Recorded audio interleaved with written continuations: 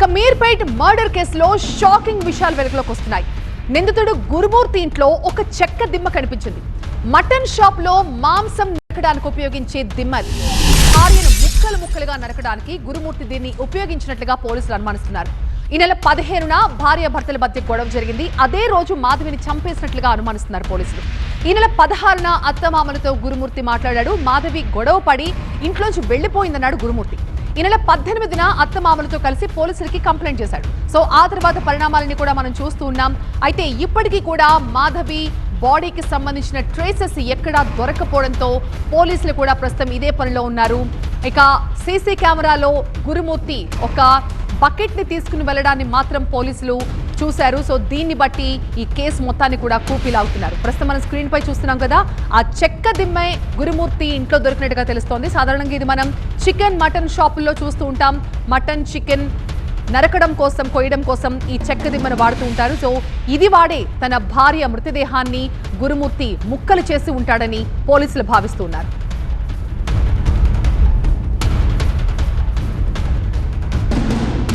ప్రతినిధి ప్రణీతతో మాట్లాడదాం. ప్రణీత, ఇదేమన్నా ఒక కీలక క్లూలాగా పోలీసులు భావిస్తున్నారా?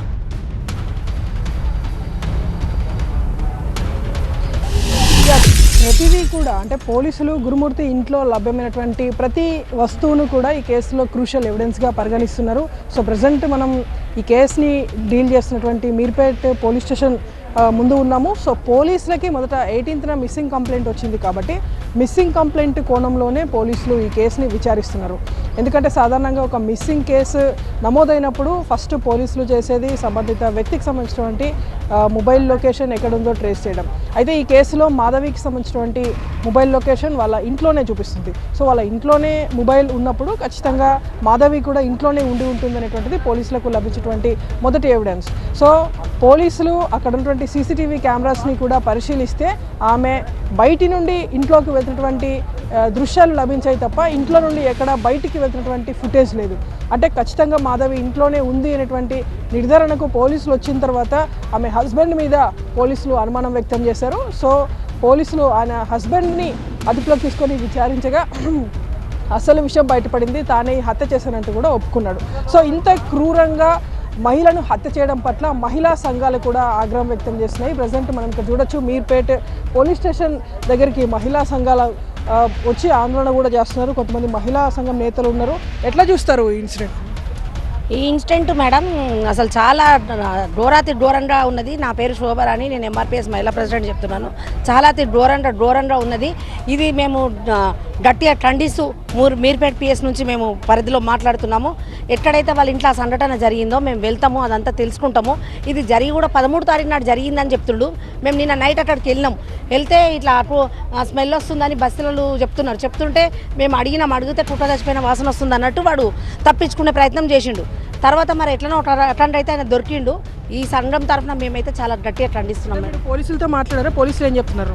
మేము నిన్న నైట్ మాకు తెలిసింది మేడం, ఇది ఇష్యూ తెలియగానే యాక్చువల్గా మేము నేను ఇక్కడ తెలంగాణ వచ్చాము, తెలిసింది మేము వచ్చాము కదా చెప్తే మాకు తెలియదమ్మా, మేము కూడా అదే పార్క్ చేస్తున్నాం అన్నారు.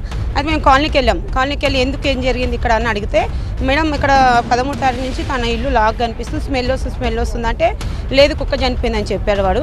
అదే అనుకుని మేము కూడా అట్లా అనుకున్నాం. 3 days చాలా స్మెల్ వచ్చింది. మళ్ళీ 3 days బ్యాక్ తర్వాత కుక్కలు వంట చేసిన విజిల్ సౌండ్ వచ్చింది మేడం. అయితే సీసీ కెమెరా కంప్లైంట్ తననే వెళ్ళి మేడం మా భార్య మిస్సెస్ అయిందని చెప్పిండంట. చెప్తే వీళ్ళు ఎందుకు అట్లయినా సీసీ కెమెరా చూస్తేనేమో వాళ్ళు లోపలికి ఆమె వెళ్ళింది చూసింది, అంతే బయటకు వచ్చింది లేదు. చుట్టుపక్కల వాళ్ళు కూడా అదే చెప్పారు నైట్. వెళ్తే కాదు మేడం ఇట్లా అంటే ఇట్లా మేడం మీరు పక్కకు చూసుకోవాలి కదంటే మేడం మాకే స్మెల్ వస్తే అడుగుతుంది, వాడే మాకు అట్లా చెప్పిండు, ఇంకా మేము ఎట్లా అడుగుతాం మేడం అని వాళ్ళు అన్నారు. కానీ అసలు మనిషిని అసలు ఆడు 3 కూడా 4 వాడిని కూడా అదే గతి రావాలి మేడం. మేము మహిళల మంది కలిసి మాకు అప్పైతే మేము అదే ఖండిస్తాము. ఖచ్చితంగా వాడిని కూడా అదే శిక్ష ఇవ్వాలి కూడా. మహిళ అంటే ఏందో మనకు తెలియాలి. మహిళల బాధ అది ఇక్కడ ఉన్నటువంటి మహిళా సంఘం నేతలు చెప్పినటువంటి వర్షన్. అయితే వీళ్ళు కొంతమంది అక్కడ ఉన్నటువంటి కాలనీకి వెళ్ళారు. సో వారితో మాట్లాడే ప్రయత్నం కూడా చేశారు. వాళ్ళందరూ కూడా అక్కడ కాలనీ వాళ్ళు కూడా చెప్తున్నారు, మొదట అమ్మాయిని మాధవిని హత్య చేసిన తర్వాత ఒక 2 days పాటు విపరీతమైనటువంటి స్మెల్ ఆ కాలనీ సరౌండింగ్స్ అంతా కూడా వచ్చింది. అందరూ కూడా సాధారణంగా ఏదైనా ఒక కుక్క చనిపోతే ఏ తరహాలో స్మెల్ వస్తుందో సో కుక్క చనిపోయి ఉంటుంది అనేటువంటి అనుమానం వ్యక్తం చేశారు. దీంతోపాటు అక్కడ ఉన్నటువంటి ఈ గురుమూర్తి కూడా, ఈ హత్యకు పాల్పడినటువంటి గురుమూర్తి కూడా అక్కడ ఉన్నటువంటి స్థానికులను సైతం మిస్లీడ్ చేసేటువంటి ప్రయత్నం చేశాడు. అక్కడ సరౌండింగ్స్లో కుక్క చనిపోయిందంటూ వాళ్ళందరికీ చెప్పాడు తనే, ఎందుకంటే తను చేసినటువంటి నేరం బయటపడకుండా ఉండేందుకు. కానీ పోలీసులకు ఇప్పుడు లభించినటువంటి కొంత ఎవిడెన్స్ని బేస్ చేసుకొని చూసిన తర్వాత మాధవి సెల్ ఫోన్ ఇంట్లోనే ఉండడం, అట్లాగే మాధవి ఇంటి బయట ఉన్నటువంటి సీసీటీవీ ఫుటేజ్లో కూడా కేవలం తన ఇంట్లోకి వెళ్ళినటువంటి ఫుటేజ్ మాత్రమే ఉంది. తను ఎక్కడ కూడా ఇంటి నుండి బయటికి వచ్చినటువంటి ఫుటేజ్ ఎక్కడ లేదు. దట్టు గురుమూర్తి ఒక డే మొత్తం కూడా ఇంట్లో నుండి బయటికి రాకుండా ఉండటం. సో ఈ మూడింటిని పోలీసులు టాలీ చేసి చూస్తే ఖచ్చితంగా ఇంట్లోనే మాధవి ఉండి ఉంటుందనేటువంటి అనుమానాన్ని వ్యక్తం చేశారు. కానీ ఇంటి లోపలికి పోలీసులు వెళ్ళిన తర్వాత ఎక్కడ కూడా అక్కడ మాధవి లేదు. దీంతో హస్బెండ్ పైన అప్పుడే పోలీసులకు అనుమానం స్టార్ట్ అయింది.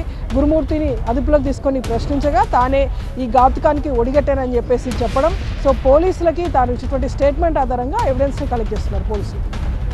రైట్ ప్రణీత.